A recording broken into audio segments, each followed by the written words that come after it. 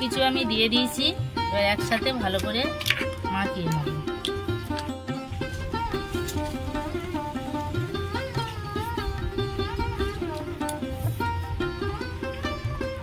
নমস্কার বন্ধুরা, শকুন্তলা ভিলেজ ফুডে আপনাদের সবাইকে স্বাগত জানিয়ে আজ আমি আপনাদের সাথে খুব সহজভাবে শেয়ার করব একাদশী স্পেশাল সাবু মাখা।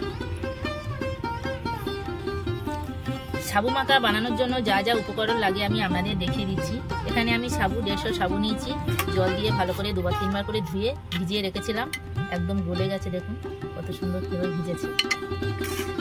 সাবু, মিশ্রি, ডালিম, আপেল এইভাবে কুচু কুচু করে কেটে নিয়েছি, আঙুর, কলা এইভাবে ছোট ছোট করে কেটে নিয়েছি, শসা এইভাবে কেটে নিয়েছি, নারকেল কুড়ে নিয়েছি, দই, এখানে গুঁড়ো দুধ আমি ঠান্ডা জলে গুলে নিয়েছি, কাজু বাদাম আর কিশমিশ আমি জলে ভিজিয়ে রেখে ধুয়ে নিয়েছি।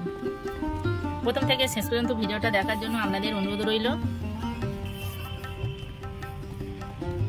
এবার আমি সাবুর সাথে সবগুলো উপকরণ মাখিয়ে নেব। আপেল কুচি দেব, আউট দেব, এই আউটটা খুব মিষ্টি, কলা দেব, শসা দেব, পুরনো নারকেল দেব, ডালিম দেব আর মিষ্টি দেব।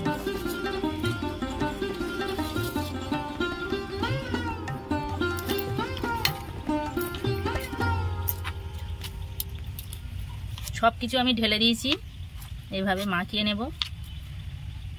এবার আমি দুধ দেব,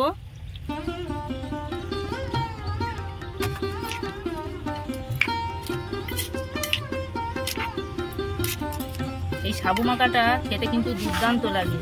আপনারা একবার হলেও এই সাবু মাখা একাদশীর দিনে খেয়ে দেখবেন কতটা টেস্টি, কতটা সুন্দর লাগে। এবার আমি দই দেব,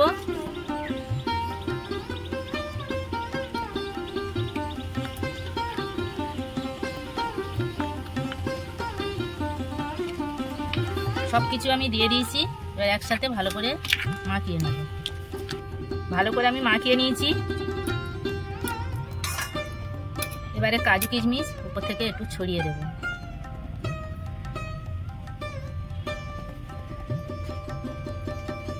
কত সুন্দর দেখতে হয়েছে, দেখুন, দেখতে যতটা ভালো হয়েছে খেতেও সুস্বাদু হবে।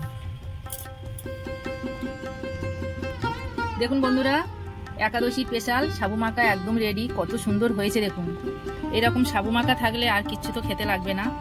আমার এই সাবু মাখা রেসিপি আপনাদের কেমন লেগেছে কমেন্টে জানাবেন, লাইক করবেন, বন্ধুদের সাথে প্রচুর প্রচুর শেয়ার করবেন। প্রতিদিন নিত্য নতুন রেসিপি পাওয়ার জন্য আমার চ্যানেলটাকে সাবস্ক্রাইব করবেন। আপনারা ভালো থাকবেন, সুস্থ থাকবেন। দেখা হচ্ছে পরের ভিডিওতে। ধন্যবাদ।